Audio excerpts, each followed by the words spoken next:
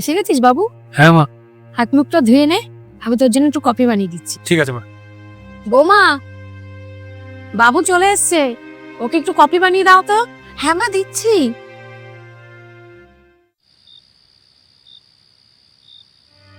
এ নাও তোমার কফি। শোনো না, বলছি কি, তোমার সাথে না আমার একটা জরুরি কথা ছিল। বলো। তোমাকে না জানিয়ে না আমি একটা কাজ করেছি। ওই যে আমার ফ্রেন্ড আছে না সারা, ও যে কোম্পানিটাতে জব করে, ওখানে আমি আমার জবের জন্য না অনলাইন অ্যাপ্লাই করেছিলাম, তো ওখানে আমার সিলেকশন হয়ে গেছে। কি? তোমার বন্ধু সারা যেখানে চাকরি করে ওখানে তোমার সিলেকশন হয়ে গেছে? আর শুধু তাই নয়, 1 সপ্তাহ পরেই আমাকে ওখানে জয়েন করতে বলেছে। আর স্যালারি কত জানো? পুরো 50,000 টাকা। 50,000? তার মানে আমার মাইনার ডবল। ও মেয়ে হয়ে আমার থেকে বেশি ইনকাম করবে? কি হলো, কি ভাবছো তুমি? আচ্ছা তুমি আমাকে একটা কথা বলো, তোমার কি এই ঘরে খাওয়ার জোটে না? নাকি তোমাকে পড়ার জন্য আমি জামা কাপড় কিনে দিই না? কোনটা? তুমি তাহলে চাকরি করতে যাবে কেন অন্য জায়গায়?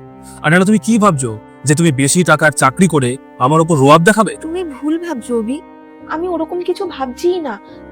আমি তো জাস্ট এটাই ভাবছিলাম যে আমি যদি একটা জব করি, ঘরে আরো কিছু টাকা রোজগার বেশি হবে, তাতে তোমারও অনেকটা হেল্প হবে, আমারও কিছু নিজস্ব শখ থাকে যেগুলো আমি পূরণ করতে পারবো, সংসারও বেশ অনেকটা হেল্প হয়ে যাবে। আমি কোনো খারাপ ইন্টেনশন নিয়ে এই চাকরিটা করতে চাইছি না। তোমার ইন্টেনশন কি তা আমার জানার কোনো দরকার নেই। তোমার ইনকামের টাকা আমার বা আমার এই ঘরে কারোর দরকার নেই। একটা কথা কান খুলে শুনে রাখো, তুমি চাকরি করবে না। এবার যাও এখান থেকে।